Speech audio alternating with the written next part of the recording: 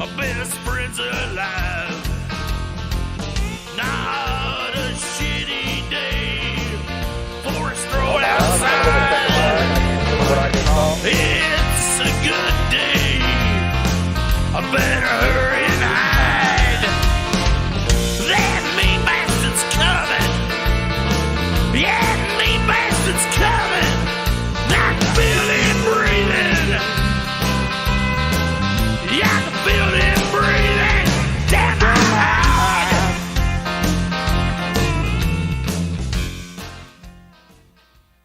Hello, howdy there.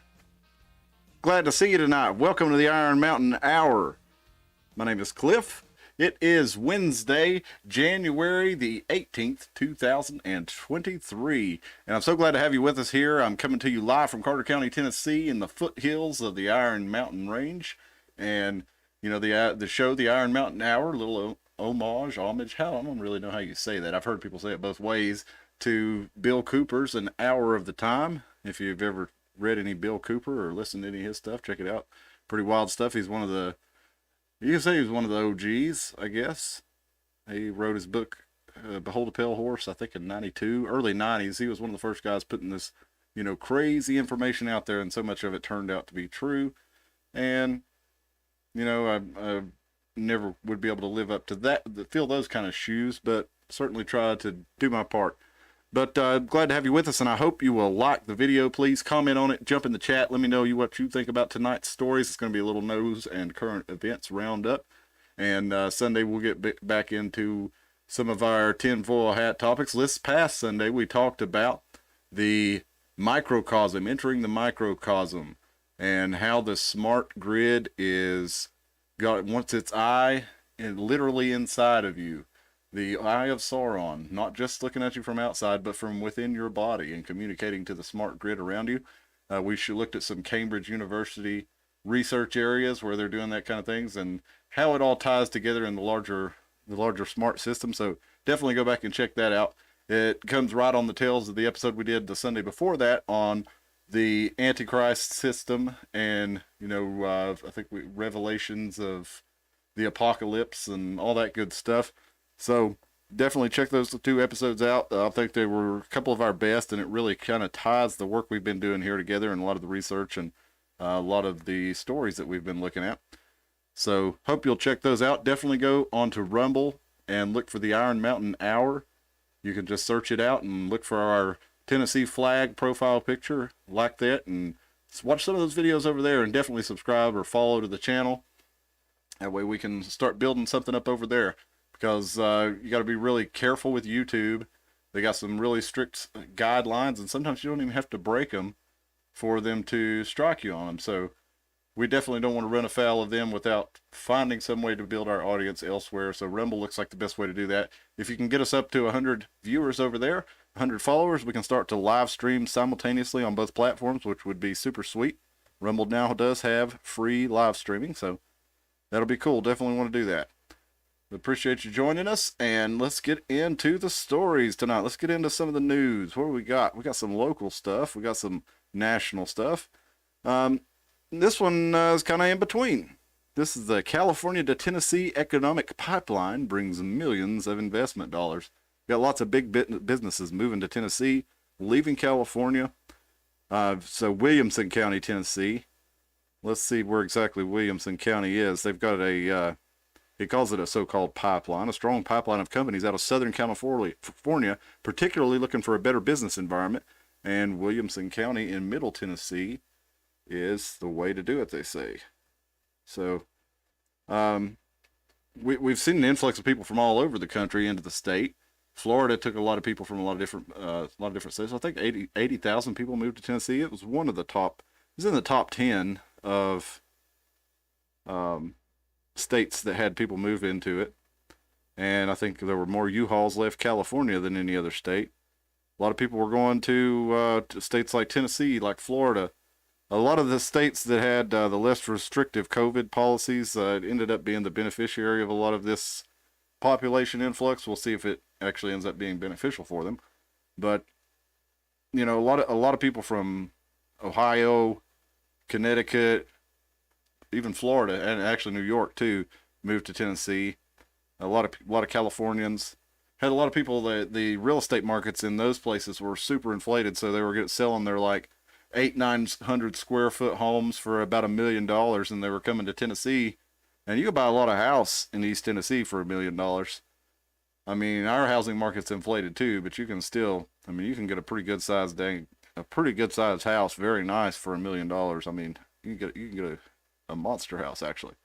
So a lot of these people were selling those houses and coming out here, and a lot of them are setting up bed and breakfasts or Airbnbs, as it were. Fix the camera, focus on this camera. See if that does any better. Still looking a little blurry. But yeah, Williamson County, Tennessee is down just south of Nashville. That's pretty large area here. I'll show you right quick. That's what you get. Spring Hill and Franklin, Tennessee. But you got Mitsubishi, Kaiser Aluminum, and Nissan all moving down there. So that's going to be a pretty big boost for the state. And these companies are talking about, you know, a place they can stay for 50 years is what Nissan said. And so Tennessee, it's competing with places like Dallas and Atlanta. That's who they beat out for Mitsubishi. So getting lots of manufacturing back in Tennessee. And they're particularly excited about the In-N-Out burger too. I've never had In-N-Out burger, so sounds like more fast food. I think we got plenty, to be honest. I mean, it might be a little bit better, but geez, do we really need more fast food? I guess so. So let's move on here. Tim hopefully will be back with us on Sunday. It was me, as just Dustin and myself on this past Sunday show. We had a good one though. We had got into a lot of cool stuff, and Dustin gave us some good wisecracks. That track we were listening to at the beginning there, that was my good buddy, friend of the show. He's been a guest on the show a couple times, Moose Trainwreck Roberts. Now Moose he's been out of the live music scene for a few years now, but he's making his return this Friday night at Elder Brew in Bristol, Tennessee, and that's at 8 p.m. He's going to be playing out tonight. And I'm telling you, man, if you checked out Moose in the Bandcamp, just search Moose Roberts Bandcamp. You can listen to his whole catalog there. But if you just listen to the albums, you've not heard the true Moose. That we were listening to when we came in was a track called The Daily Stroll off Attack of the Bewildered Beast. Now, that album is one of my favorite albums of all time, and I'm not just saying it because it's a friend of mine. It's a beautiful piece of art. It is the story. It's a concept album, and it's a kid growing up in a wild ass trailer park with wild ass parents, and you just have to listen to it, man. It's amazing. But definitely go check that out. That's mooseroberts.bandcamp.com, and definitely recommend you check that out. Well, so go check him out in Bristol too this Friday night if you're in the area. Now, returning to this area, we got a local. They found a World War II soldier who was buried in Belgium, and they found him and identified him as an Elizabethan man. Elizabethan is where we're located here in Carter County, if you're not from our area. Here's a picture of PFC Mark P. Wilson. What a shame. What a young man, 20 years old. And they figured he was captured at first. He was in Kammerscheid, Germany, and his battalion was tasked with holding that town, and he was reported MIA on November 8th, and they never did find him, and the Germans never reported him as a prisoner of war either, and he was, after the war came to a close, he was declared killed in action. And at the end of World War II, they had the American Graves Registration Command that was trying to find missing personnel that was left in Europe and bring them home to get a proper burial, and he was not found, and he was declared non-recoverable. So there was, and this is I'm getting my information from WCYB.com out of Bristol, Tennessee, and they said that a DPPA historian determined remains were buried in Arden American Cemetery, an American Battle Monuments Commission site in Neuville-en-Condroz, Belgium in 1949. So they disinterred him in July of 2021, And later on, they did an anthropological analysis and found that that was Mr. Wilson. So they were sending him home. I guess they're sending him home. But they located him in Elizabethton, or that he was from Elizabethton. I don't know if they're going to send him home to be buried here or not. Or, oh no, he's going to be buried in Arlington National Cemetery. That's it. Yeah, that's right. So they're going to take him up to Arlington, bury him up there. Was trying to pull up a little bit of information about Mr. Phillips. You just think about it: a 20-year-old young man, not to, lessen the sacrifice of young men in this era, but just think about all the young men that went over into Europe and, gave their lives or their sanity for these rich men's games. And we often don't talk about World War II in the same way as we do these other ones, because Hitler was evil, and well, that makes it worthwhile for us to have gone over there and everything. But just think about it, it's like it's all a rich man's game, and young men from all around the world went to go, and women and children from all around the world died, and for what? But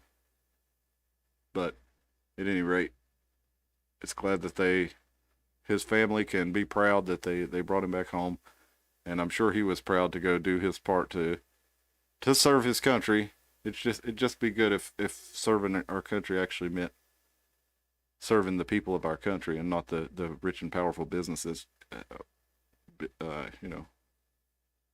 business interests behind it. So also here in Elizabethton, they're doing an open house for the downtown community mobility plan in Elizabethton, and this interested me because we've been keeping an eye on the smart pole situation there in Johnson City and the smart city agenda worldwide and here in Tennessee. One of the World Economic Forum's 36 pilot program smart cities is in Chattanooga. So we've been kind of keeping an eye on this stuff because it tends to, it's part of a larger trend, and I think it's all coming your way. We've had the smart electric meters installed on the houses here in Elizabethton.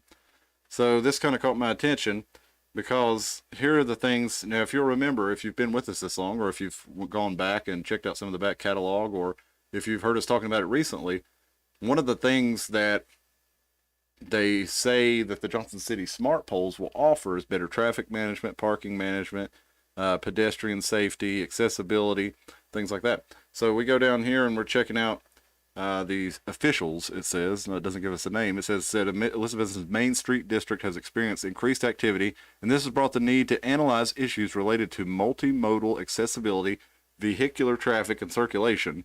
Information collected will be used to help identify sustainable, there's that word, solutions that address increased pedestrian activity, safety, accessibility, traffic, and signage. Well, I'm going to try to go to this, but it says the plan is scheduled to be finalized by late summer, and this is from 5:30 to 7 p.m. at the Coffee Company on East Elk Avenue on January 24th. But this sounds like a good excuse for smart poles, doesn't it? Isn't that one of the things? All the things that they were supposed to do there in Johnson City, along with prevent crime and free Wi-Fi. Ooh, free Wi-Fi. So yeah, we'll keep an eye on that. That's the 24th. They're going to decide that, and I just wouldn't be surprised to see that come up. Now this one, maybe you guys out in the chat can give me an idea what you think about it. I was hoping Tim would be here to comment on it and give me his take on it. We have a mother and a daughter, this is from WJHL, charged after allegedly taking a dog from outside shelter in single-digit temperatures. And what happened was 911, or somebody called 911 because it was like 8 degrees and really cold, 15 to 25 mile an hour winds, gusts up to 40 miles an hour. And they were talking about dangerous cold wind chills of 20 below zero that evening. And there was an animal complaint from an anonymous caller, and they found this German Shepherd, and he was outside, and his water was frozen, and he was, no water, and So the dogs, they refilled his water. The sheriff deputies, they refilled the water bowl, and one of the deputies gave him some ham, and he had a plastic doghouse and some fresh straw, and that was about it. It had a little tarp around him, but it didn't even cover all the sides. And they tried to reach the homeowners and couldn't get a hold of him. So um, apparently the people were gone. They got home and their dog was gone. Somebody had came and stolen their dog. And you could forgive somebody for not wanting to see an animal in the cold, but apparently these people were not gone for very long, and they were leaving the dog outside, and they said they planned to bring it in when they got back home. And they were the cops went back by, um, or they were planning to go back by and check on it, make sure that the dog was taken care of or whatever. Well, anyway, the next they heard about it at 8 p.m. that night, that's when they got the call from the folks who lived there that their dog Harley had been stolen. So they figured out who did it, and they've been trying to get these as a mother and daughter, and they're trying to get them um, to bring the dog back, and they were supposedly not responding and wouldn't bring the dog back. Apparently, the dog's missing now, but the apparently News Channel 11 couldn't get a hold of Harley's owners. But hey, Spill, what's happening? So I was trying to figure out. I was reading this story about this dog, and I'm trying to figure out when's the time. To me, it seems like okay, the woman and the woman and the daughter, they did the right thing by getting this dog out of the cold. But when it became apparent that the owners were taking proper care of it, that they had been gone a couple of hours, they left the dog outside wherever they were gone. It was getting cold. They got home. They were going to bring the dog in. The dog was gone. So, I mean, yeah, a German Shepherd doesn't need to be left out for too long in that cold, but a couple of hours, he's probably going to be all right. And you never know their situation either. I mean, um, sometimes things happen, so I can see why somebody would try to get that dog out of the cold. But if it becomes clear that the dog's not being abused, and that you shouldn't try to keep the dog. At least that's my thinking. If everybody's telling the truth here, you never know with these things. But the cops in the story that they quoted that they've been tempted, and some of them have picked up dogs and put them in the car for a while. But ultimately, in a situation like that, they say you're supposed to call animal control. I had to call animal control just the other day. I was going down Airport Road, and I saw a lady that was pulled over, and she was, yeah, Bill says real cold here and hardly gets cold here, snow on the surrounding mountains. Yeah, y'all have had that bomb cyclone out there, or whatever they call it, on the Pacific Ocean that hit y'all and just keeps hitting you, don't you? But yeah, I was driving behind the airport, and there was a lady that was standing in the middle of the road, and she flagged me down, and I got out, and she had a raccoon in the middle of the road, and she said she thought it had been hit, but it was breathing, and she said, "Do you think we should push it out of the road or something?" I said, "Don't touch that raccoon, lady." And she said, "Oh, I just want to help it. I think I can just kind of, get it out of the road." So I had like a pole in the back of my truck, and I kind of poked it a little bit to see what it would do. And after a few minutes, it stood up. Like, dude, that raccoon is trespassing and theft. Aaron says, Armageddon Hour says, if the dog had a doghouse and straw, I should have just let the law handle it. I love animals and all, but it's my principles, I guess. Yeah, I agree. I mean, I could see, if you really thought the dog was in danger, you'd feel like you were doing the wrong thing if you didn't do that. But you got to give it back. Anna talking about her friend noticed a bunny not taken care of, actually tortured, stole the bunny, gave it to us. I'm telling you, we call that bunny Dog Bunny. Still flooding out there in California, huh? Weird smelling fog like chemicals. That is weird. Yeah, But this lady though, she had found this raccoon there, and she thought it had been hit. But that raccoon was rabid. It was in the final stages of rabies, and it was dying. And bless its heart, you know, I was in my work truck with my company logo on it, so I couldn't exactly uh, finish it off humanely in a neighborhood that wouldn't have looked good for my employer. So I didn't do that. But there's a couple other legal reasons I didn't do it as well. But the only thing I could really do, and it's a shame that you got to worry about that, because the right thing to do would have been put that raccoon out of its misery. But I had to call the law and let animal control take care of it. As much as I, you know, felt like it was my duty to help that raccoon out, uh, the law's a tricky thing, and you don't want to get yourself in trouble. So hopefully these people will. Well, it's kind of too late for them now. They should have already brought the dog back and then let the law handle it. But now they've put themselves, trying to do the right thing in a precarious position, legally speaking, because they're being charged with theft around $1,000. Made a bunny door in your garage. Does it come in and out of the house into the garage, or does it go out of the garage into the yard? That sounds dangerous for it in the yard. Hopefully, it's just going into the garage. Armageddon Hour says all of Sevierville smells like an ashtray from whatever they spray here, like a dirty bar ashtray. Yes, yeah. Spill says she could see getting in trouble trying to help. Yeah, it's so many things like that. Like, especially not around here so much, but like in a big city, nobody. There's literal videos of somebody being raped on the train, and people are standing around watching because they're afraid if they help they'll get in trouble, and they probably would. There was a story. I remember hearing this in the '90s, and I thought, oh, that's absurd. That can't be true. But it turned out it was. And then, this kind of thing's happening now. But there was a lady, this was in England, and a thief was climbing over her house, and she had a large skylight in the middle of, over the kitchen. Like, it was a bit, not just a skylight, but a big glass ceiling, almost like a greenhouse over top of her kitchen.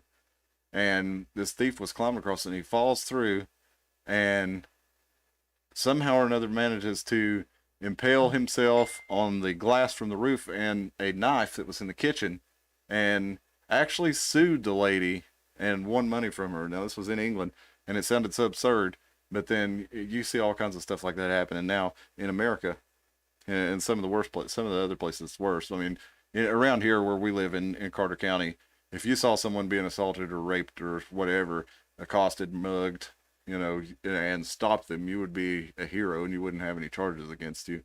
But there are places where you could.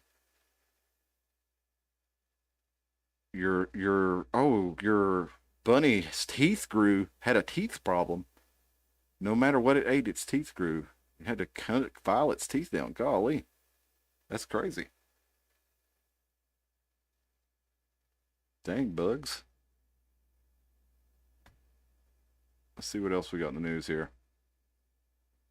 And now this one's kind of I mean, it's a little bit of a local story, but I mean, it's a local representative, our local state rep or federal representative here, um, Diana Harshbarger. She's putting forth a bill. Now, she's a pharmacist, and she's putting out a bill to roll back access to an abortion pill. So let's see what y'all think about this. This is from WJHL. She introduced a bill to restrict the availability of the abortion pill mifepristone. Mifepristone is taken with another drug, misoprostol, to terminate pregnancy up to 10 weeks. And there was a recent ruling by the Food and Drug Administration to allow the pill to be dispensed by retail and mail-order pharmacy. And before that, you could only pick it up. You had to go to a doctor's office or a specialty clinic. I guess that means an abortion clinic. And it's been around since it's been FDA approved since 2000, and they put restrictions on it over safety concerns. Now, for one, it's like I can see both sides of it, I guess. But it says, but I want to get down to, I mean, she's not trying to stop people from being able to get it. She just wants people to go to and this is a federal bill, so it would apply nationwide, which I think is not within the purview of the federal government. But, a lot of these Republicans too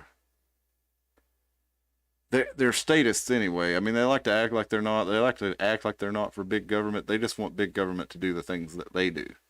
that they want. So it's kind of like it's almost like how I feel about Trump, for example.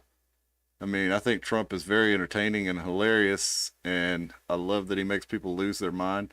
But I probably only agree with 50-60% of his policies because he's such an institutionalist. He believes in using government power just for the things that he wants.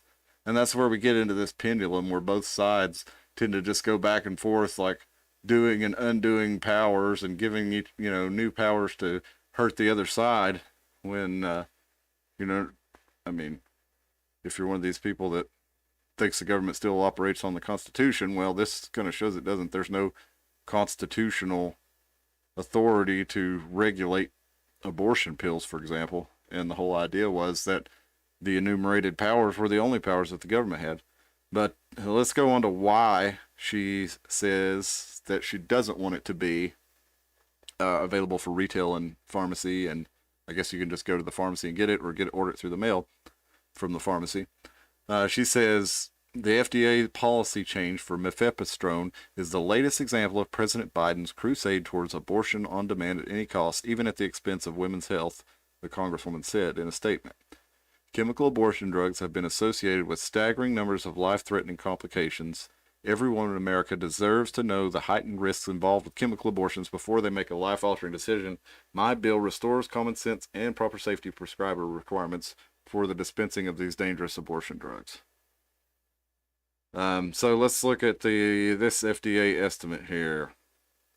They reckon about 5.6 million women used the drug to terminate a pregnancy between 2000 and 2022. And during that time, there were 28 reported deaths associated with the drugs, but the FDA says it's unclear if the deaths were caused by this drug or other factors. So, I mean, 5.6 million women used mifepristone to terminate a pregnancy and 28 deaths. And probably, that's 5.6 million women, not 5.6 million doses of it. So, I'd have to imagine that some of them used it multiple times. And 28 deaths, that's a lot better safety profile than a lot of things. For example, recent jab, the Gardasil jab, all these had worse safety profiles than that.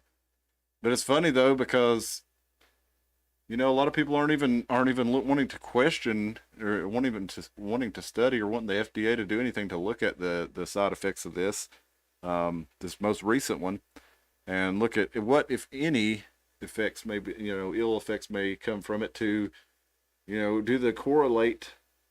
Would definitely correlate, but is there any causal effect to the rash of professional athletes and younger people, having heart attacks, collapsing, having strokes, blood clots, all these different things that are being reported? And the VAERS has never seen a jump like this before. And I see a lot of people say, well, the VAERS can't be trusted because anybody can file a VAERS report, so it doesn't mean anything.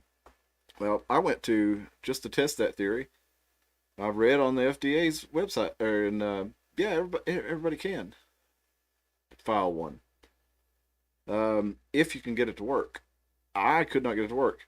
I just wanted to try it. For one, I also noticed there's a penalty, like you could be charged with fraud for filing a false VAERS report. And two, the process is kind of complicated. It's not simple, and I couldn't even figure out how to do it. I wanted to just look at the form and see what it looks like, and I clicked on it, and it just kept redirecting me to the same page that I was already on. So for me, there was no way to even attempt to submit one. It said you could do it by email, but again, if I couldn't get the form to come up, how would I even send it to an email? What would I do? Just email the FDA and say, oh, I had a bad reaction to this medication? And I don't know. You're also supposed to, it's most commonly filled out by doctors, healthcare professionals, those who are familiar with the system. That's just the most likely thing. But at any rate, the Harvard did a study, and they found, that's probably, within, I think it was probably 15 years ago when they did it, they found that only between 1 and 10% in their estimation of adverse effects were actually reported to this system because it was so difficult to report to, because a lot of people didn't know to report it. A lot of people didn't realize that their reaction was coming from that. So they found it was way underreported historically. So now you've got a huge spike in a lot of adverse events, but it's not okay to ask that question. But you've got Republicans, I'm sure, by the dozens, will pile on to this bill from Harshbarger to protect people from a drug with a safety profile of really 26 and 5.6 million or 28 and 5.6 million. I don't know, but I would guess that's probably safer than Tylenol for the people taking it. I mean, could be wrong about that, but it's got to be pretty dang close. That's a really low ratio, a really high ratio. But that's not even why I bring it up. I just wanted to bring it up because we're looking at. I mean, not to get into the abortion issue at all, other than the way we're treating this drug and the way we should treat a drug that does have, what they call signals or correlation with an increase in certain events in those who have had a certain medication. That would be a good thing to look at. I think we should look at it. And Harshbarger, though, to her credit, even though I'm really I'm not ambivalent. I really don't care about that, honestly. If you have to get it through the pharmacy or have to go to the doctor, but I did want to look at her record with the COVID shots, and turns out she's pretty good on that. So I did want to give her credit. She actually introduced the bill entitled "Blocking Joseph Robinette Biden's Overreaching Vaccine Mandates and Act" in the House of Representatives in 2021. This was to prevent the federal government from requiring private sector employers to require a COVID-19 vaccine, and to prevent employees and federal employees from receiving a COVID-19 vaccine against their will. She also introduced a bill in June of 2021 to ban vaccine passports. In February of last year, she introduced a bill to allow lawsuits against the government over vaccines. So I gotta say that's. I think she also did one to try to prevent the military from being forced to take it while it was experimental. Now, they fired 2-3 boards because they wouldn't approve it until they finally got one that approved it, and so make of that what you will. But so she was pretty good on that. She was pretty good on. She was pretty good on. She didn't really have any direct impact on lockdowns or anything because that was all done on state and local level. But she was pretty good on that when it comes to medical freedom. So maybe her heart's in the right place, but it just seems like that's not really that big of a deal, to be honest. Let's see what we got here. We have a lot of chats here. Our bunny door was from the garage out. Dang, that bunny was happy. Was he able to survive out there in the yard with the dogs and cats, I guess? Let's see here. We got Anna says she'd prefer people don't get pregnant when they don't want to. Yeah. She says she wouldn't take in a kid. Abortion is damn sad. Still ain't taking a child, and I'm adopted. I know. Well, I don't really have. I don't like the idea, but I'm not for making it illegal at all because that's just going to cause a whole other problem. I mean, yeah, you don't want to. I mean, I kind of like this where we'll do it by a certain time before you actually have a fully formed human if you have to. Um, but I don't like it, but it's just not high on my priority list as far as uh, being interested in political because I'm not gonna get one. So there's other things I concern myself with, but let's move on. Let's see. Anna's mom's mom went through hell and high water to turn a baby with no way to thrive into me. Oh, into you that can comment. Okay. I would have been in an asylum if not for my adoptive mom and dad. Oh gosh, I'm sorry. You got to put "Don't read this" at the front of it, Anna. Oh no, it's all right. Yeah, you're passionate because it takes real self-sacrifice to take care of a child. It does, and some people aren't willing to do that. So, yeah, I don't know. I didn't really want to get into the abortion debate anyway, but I just thought it was interesting since that was a pill that was legal that you can get from your doctor, but they wanted to, and I was just kind of looking at Harshberger on it and kind of trying to understand her thought process there, and seems like she might really be trying to um, do something about it. We got a report that over 300 prostitutes went into the World Economic Forum meeting there at Davos, where in Switzerland prostitution is legal, and apparently all the girls flock to the Davos there, the resort town, for the big meeting that they have every year and get a lot of business. And there was one booking agent for a young lady out there said that she makes $760 per hour or $2,500 for a whole night plus travel arrangements. So these Davos group guys are really stimulating the local economy there. And we talked about how their meeting is going on this week. I'll be grabbing some highlights. Probably do it on this weekend's show from the meeting. Some of the stuff they talked about, but Bill Gates canceled. Apparently, we talked about on this weekend's show, on Sunday's show, that they had 5,000 Swiss guards. I mean, Swiss Army around on guard around the World Economic Forum meeting, and a lot of people are apparently, if you go and look at their Twitter or any of their social media stuff, all the comments are just negative stuff. A lot of people are waking up to what they're doing over there. But I think it's important to remember the World Economic Forum is the public face, but there are larger powers behind them. These are the public face who get in front of the public and discuss the policy and spread. They do, as Klaus said, we penetrate the cabinets, and he's talking about how they own half the cabinet of Canada up there and Australian, and they're talking about France and like all these different governments around the world where they've got their operatives in place. So they definitely do have some power there, but they're just enacting the larger agenda of people behind them. I feel pretty sure about that. The real power players, the real men behind the curtain, as it were, like to stay behind the curtain.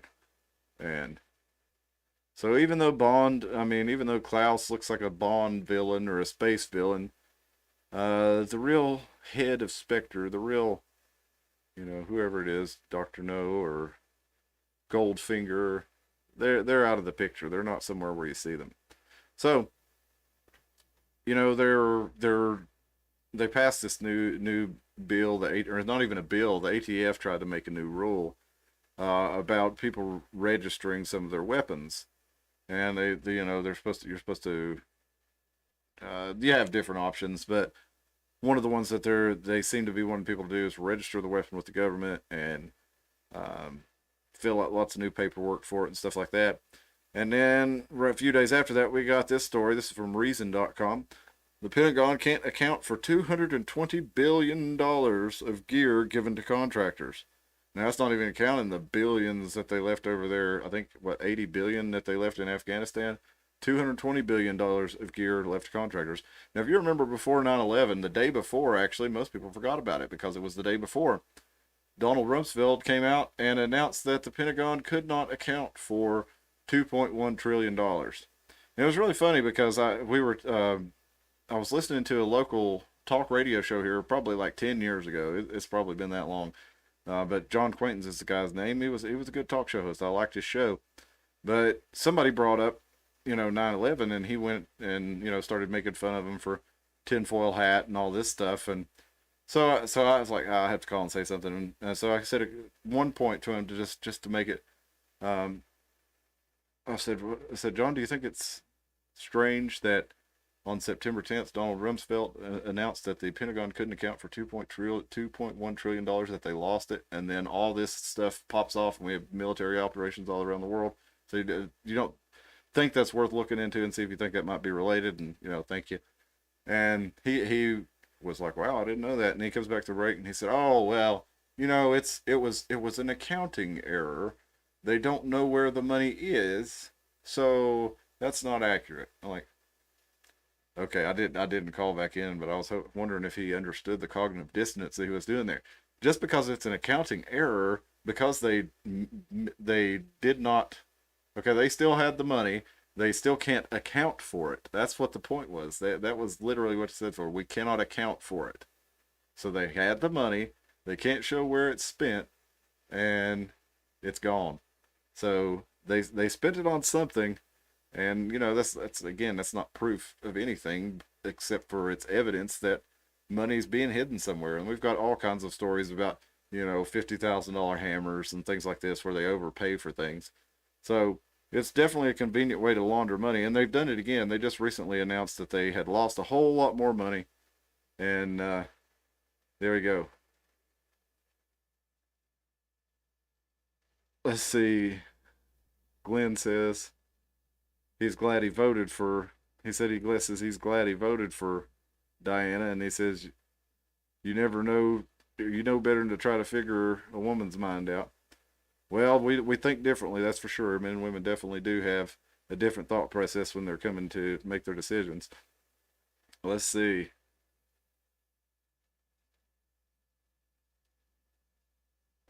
Men aren't easy either. Anna says, yeah, that's right. Yep. And Anna tells me it's aluminum, not tin. Yeah, that's true. If you put on your aluminum foil hat, you actually will block any RF signals around you. So there is a reason that people said, I'm sure there were some people who put on a tin foil or aluminum foil hat, and everybody probably thought they were crazy, but they're probably right. There probably was somebody trying to scan their brains way back then, just like you had MK Ultra and all those other experiments going on. Probably were a lot doing that too. Um, Spill says she never forgot about it. Suspicious.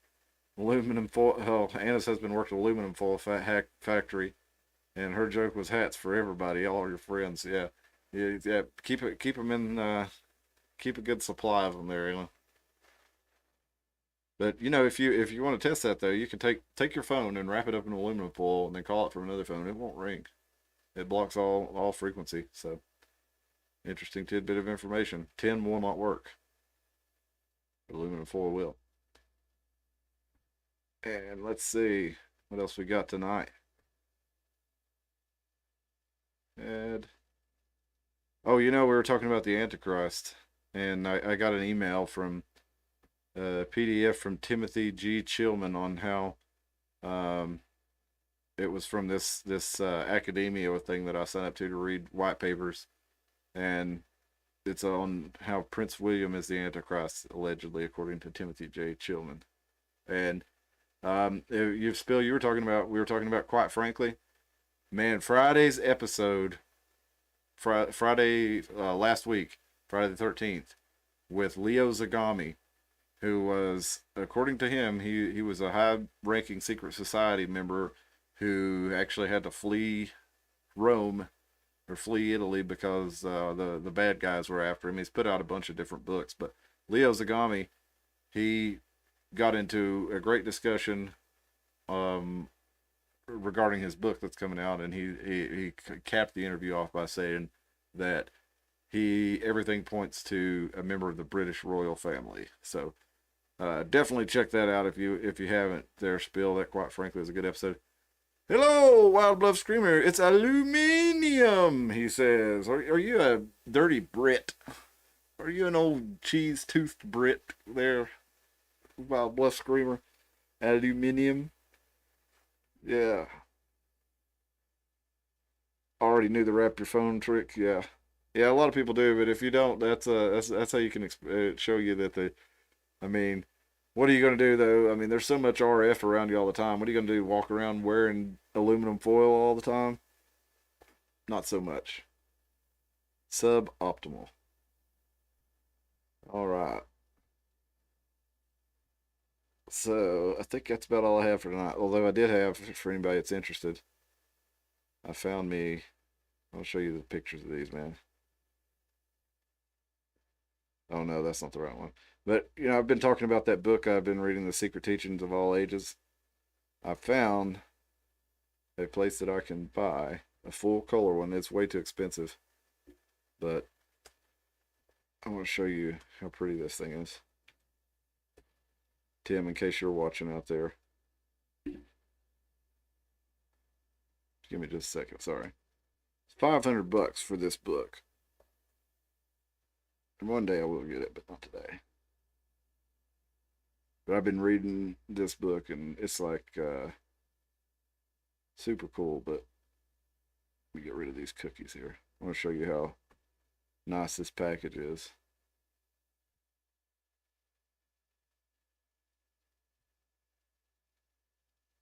It comes in that sleeve, and then it's got the giant full color plates, and the artwork in it's just gorgeous.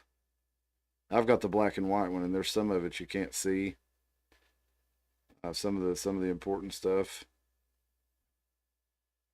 But the color on those just pops off the pages.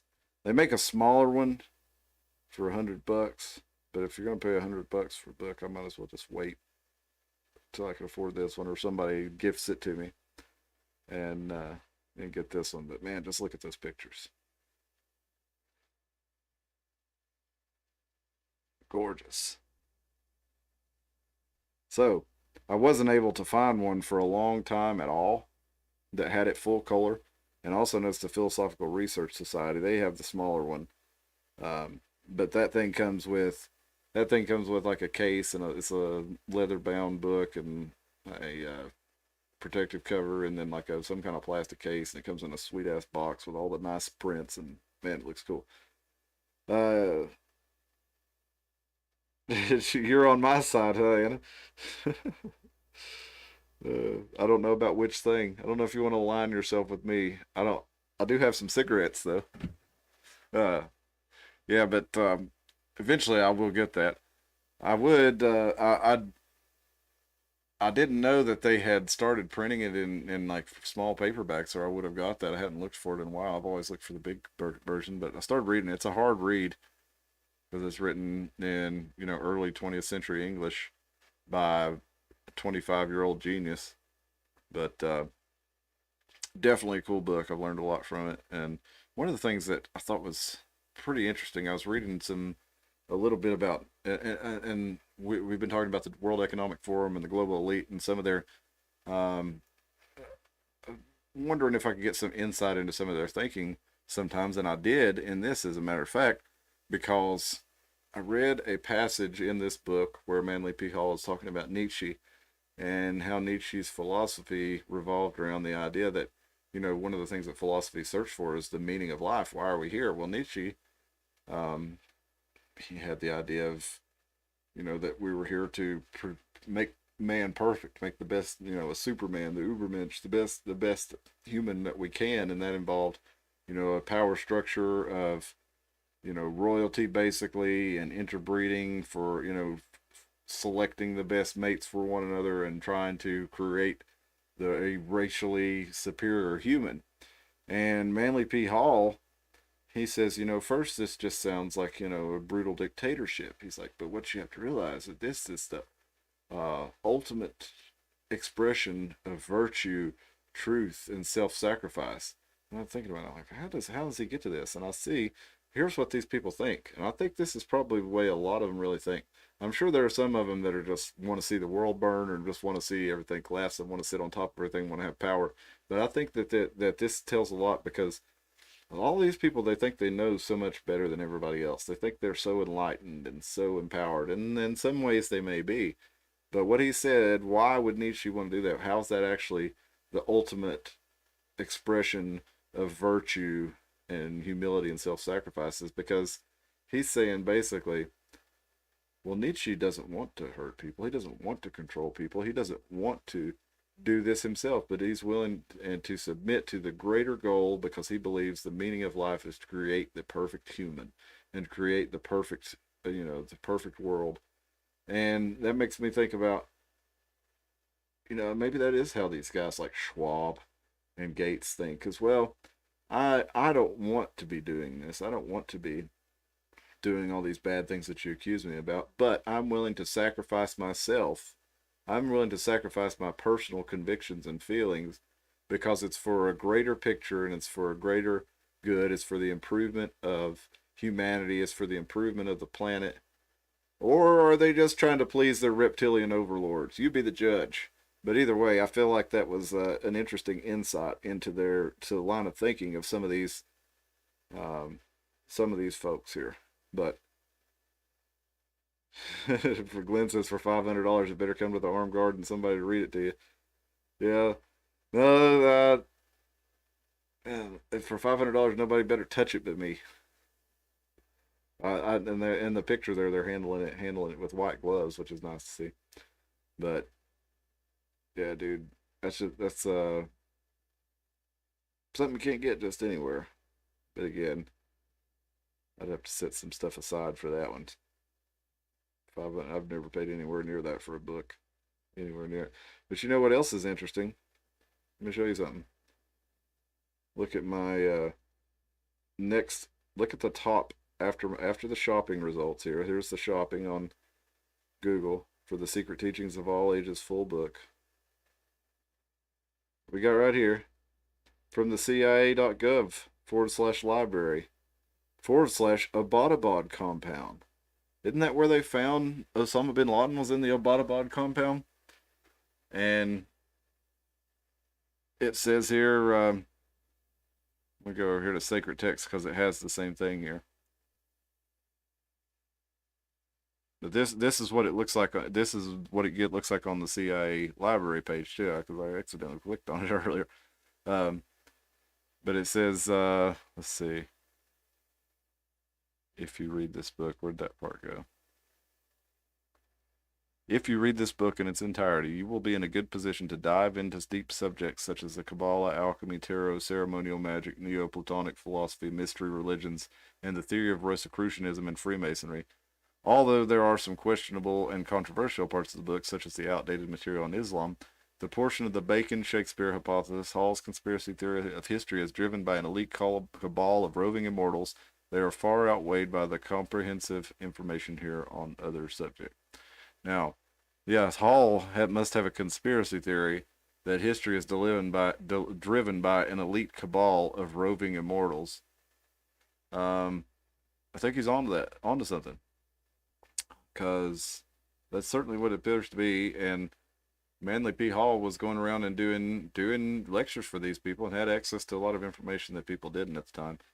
But anyway, I thought that was an interesting insight into the thought of some of these people who are trying to do this stuff to us. We'll look at what we got from the World Economic Forum. We've seen some clips out here and there, but nothing really spicy. Like you had one guy saying, that he's stopping eating meat, and that if 1 billion people stopped eating meat, then just think how we could cut the carbon down.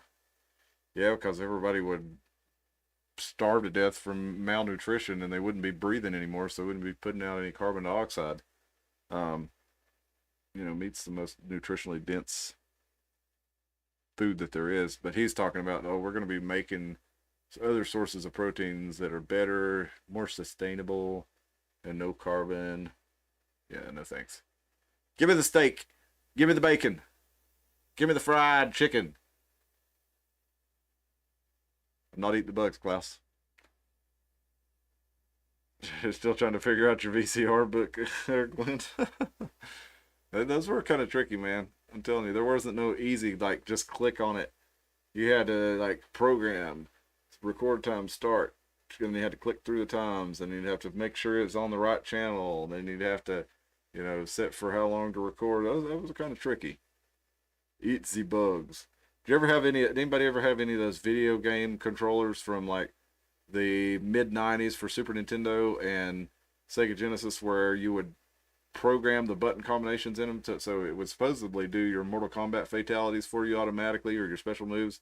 I never could get those damn things to work. But listen, that's all we got for tonight. Damn, I didn't realize I'd been on for an hour already. Meant to try to wrap it up in 30 minutes. Time always flies hanging out with you guys, and it's so nice to have you with us. Please be sure, if you haven't, to like the video.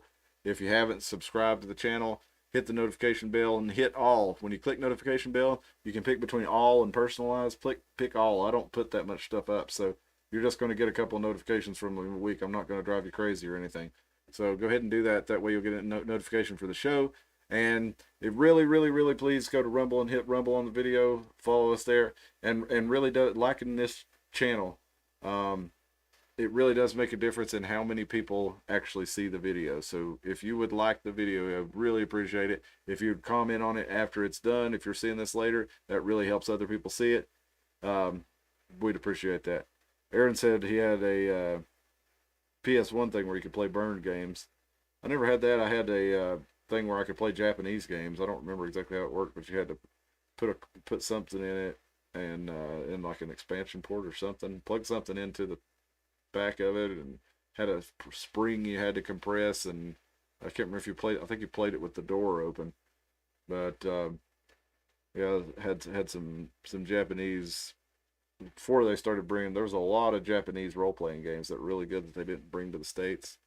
So if you wanted to play them, you had to, like Front Mission 3, a spring, yeah. All right, well, listen, y'all, appreciate you joining us. Be sure and go do all that stuff for me. I would appreciate that. Go check out Armageddon Hour's channel on here. He's got a channel on YouTube, Armageddon Hour. Go check out Moose this weekend, Friday night at Elder Brew, and go listen to his Bandcamp, mooseroberts.bandcamp.com. Aaron knows what I'm talking about. A spring with the door open. That's right. Hey, appreciate y'all. We'll see you this Sunday, and hopefully I'll see you out on Friday night in Bristol, 8 o'clock. Have a good night.